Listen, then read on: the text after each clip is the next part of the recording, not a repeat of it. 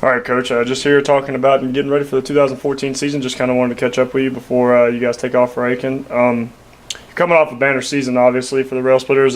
First conference title of any kind since 1959, and the first program's first appearance in the NCAA tournament.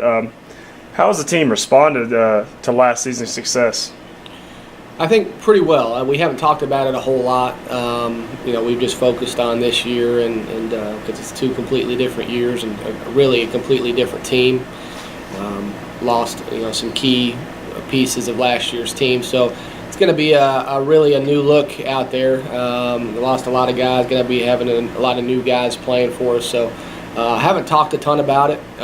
We've talked about, or we know what it takes to be able to compete for. The goal would be to win a regular season championship and then do the tournament again. So we've talked about what it takes to do that and some inconsistencies from last year during the regular season. We felt like we had a good enough team to compete with anybody and, compete for a top spot, but we were inconsistent. We've talked about that inconsistency a lot and trying to clean that up this year. So hopefully we can do that. And you've also challenged your team to arguably the toughest schedule in the history of their program. 24 of the 48 regular season games come against teams that are represented in the collegiate baseball preseason poll.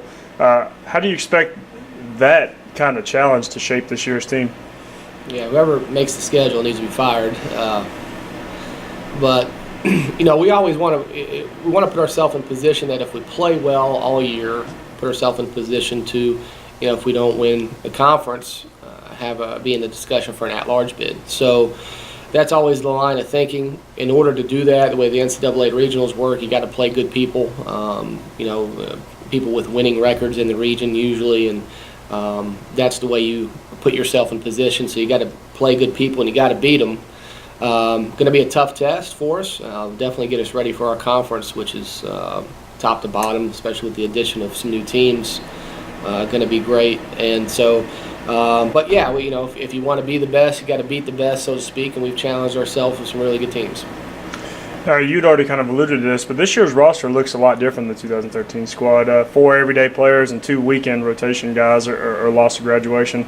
17 fresh faces have been added. So who do you expect to emerge from that group and fill those kind of the voids? Yeah, as far as from the new guys that have stepped up, on the mound in particular, Zach Butler has done a nice job, and we project him to be in the weekend rotation.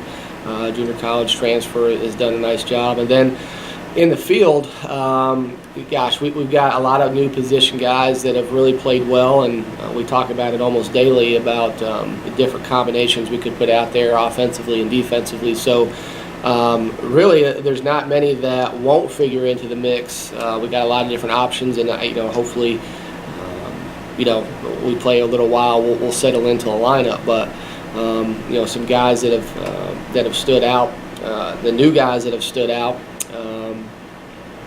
One mid-year guy, Kelvin Brito, has come in and swung the bat pretty well. Here he's been a mid-year transfer. Some other guys have done some good things too. Scott Miller's a returner. He's had a really good fall and spring. We expect him to be hitting at the top of our lineup somewhere. Getting Gene Rodriguez back, he's swung it pretty well in the infield. He'll play in the middle infield somewhere, but those guys are returning. Gene was ineligible last year, but getting him back. But a lot of new guys have done some good things, and it's going to be a challenge for us to try to figure out what's the best lineup. You've got a nice mix of experience and youth on this year's squad, though. But only Josh Coker and Ian Krieger, those are your only 2 seniors. Both of those were SAC championship all-tournament team selections. How have those 2 guys adjusted to the leadership role this year? Yeah, they've embraced it. They really have. I challenged them, really at the end of the year last year, knowing that they would be the only 2 seniors this year. They've both embraced it well. I think, it was a little bit out of their comfort zone initially, but they've embraced it and done a real good job with it, so I'm proud of those guys. Okay, February 1st, this coming Saturday, you open against 14th ranked USC Aiken, the highest ranked opponent you play currently. What do you expect to see from your team against that kind of foe? Yeah, Aiken's always a good trip. They're always good, good facility, good atmosphere. What I expect to see from our team is to compete. I can't tell you how many we're going to win or lose this weekend. but I can tell you that we're going to play hard and we're going to compete, and we're going to be prepared to play, and the results will take care of themselves. So that's what I expect to see from my team. All right, thanks, Coach, and we look forward to following the 2014 season all year long. Thanks.